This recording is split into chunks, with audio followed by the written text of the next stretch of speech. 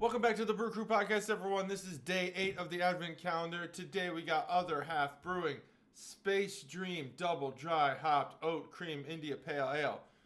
Many words for day 8. Probably 8 words for day 8. Let's see if there's 8 words. Space Dream 2, 3, 4, 5, 6, 7, 8, 9, 10. No, too many words. Well, 1, 2, 3, 4, 5, 6, 7, 8.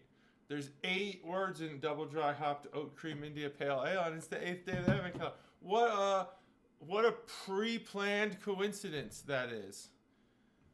Boom. All right, Other Half Brewing. Look at this new perspective. I've never done a video from this angle before. I just shook the beer. Let's crack this thing open. 3, 2, 1. Oh, yeah, great crack. Totally in sync with myself. Oat cream. Is that oat cream? Oat cream India Pale Ale. I don't actually know what oat cream is.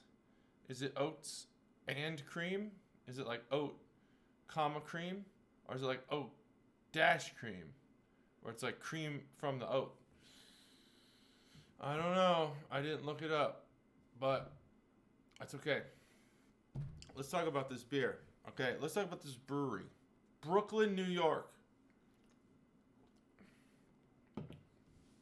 I hate to pontificate on something that, well, I don't know if pontificate's the right word. I hate to theorize about something that I don't have firsthand experience with. I mean, that's not true. I like to theorize about things I don't have firsthand experience with. However, when I think about Brooklyn, New York, when I think about New York, Manhattan, Queens, all of the New Yorks, that are in the city, New York City, I think, boy, what a pain in the ass that would be. I'm from Chicago, so I understand traffic to a, detailed, intimate degree. I also lived in Southern California for a while. So I know traffic, and traffic is one thing. But the amount of pedestrian traffic that I feel like is in New York, and the amount of vehicle traffic, and the amount of effort that it must take to set up a business, moving trucks in and out, having equipment delivered whenever. It just seems like, obviously, Brooklyn, New York is a great location for a brewery because people will come to your brewery. But getting the setting up a business there, it just seems like such a headache. But once you do it, I'm sure it's good. 2014, Brooklyn, New York, that's when Other Half started. And they say something like their vision was to push the boundaries of beer and the culture that surrounds it by representing the other half of the industry. I don't understand what that means. Are they saying that the other half of the industry is craft, and then the first half is like non-craft macro brewing? Or are they saying like other half is in the culture of beer, and the other half, the first half, is the beer of the beer? I don't really understand what the heck that statement means. It's not clear. Maybe they get it, and that's all that matters. But it is the 8th day of Advent. I hope that you're all having a wonderful December. Mine's fine. But I've had 8 great beers. Have they all been great? It doesn't matter. It's great to have beer, and that's what matters. It's great to drink and drink with friends and do all of that stuff. So that is Other Half. Not a lot going on there. They got locations all over the place, and they have grown. New York City, D.C., Philly, Finger Lakes, and Buffalo. I've been to everywhere but Finger Lakes. Don't know what that is.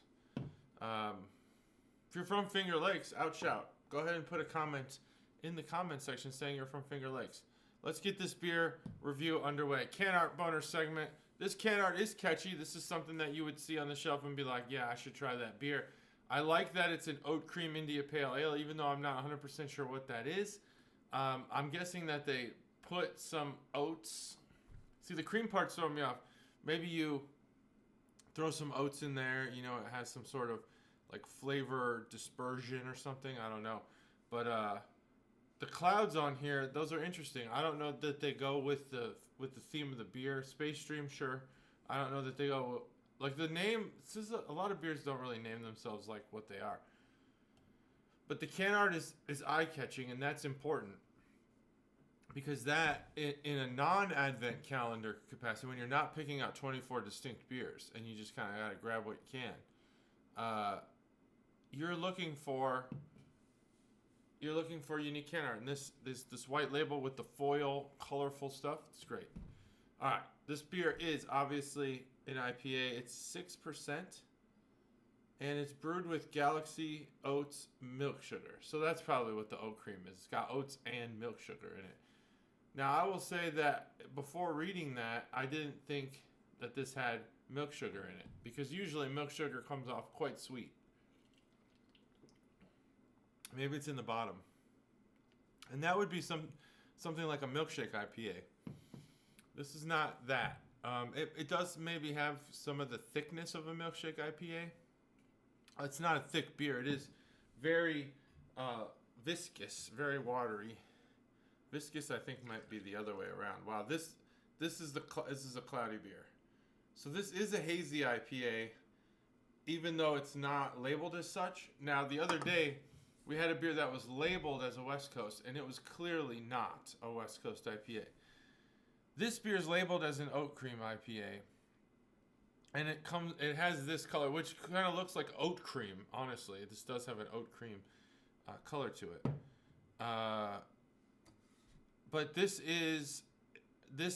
can be sold as a hazy, even though it's a DDH.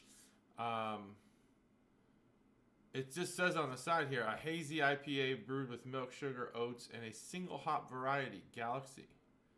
Notes of passion fruit, guava, and peach. So I'm glad that I tasted the beer before reading that, because nope. Peach, no. Really? No. There's a lot of hop bite in this beer.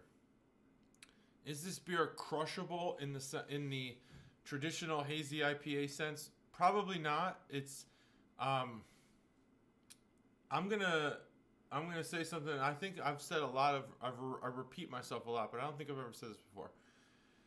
I think the hop bite and that flavor in this beer, that oat milk sugar, it begs to be enjoyed. It begs to be savored.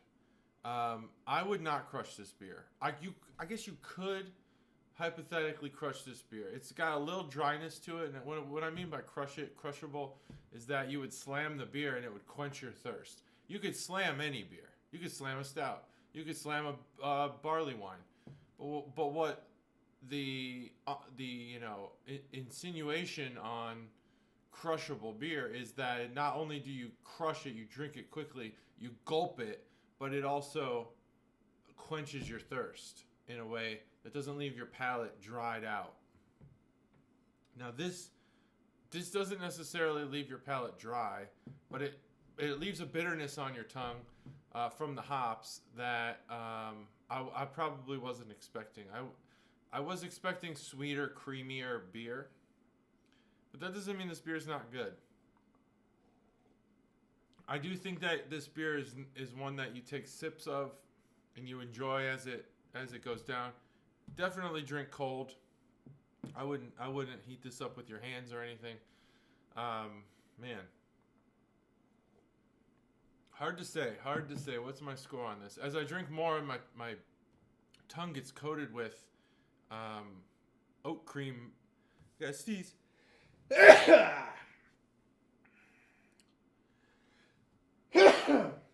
Oh, excuse me.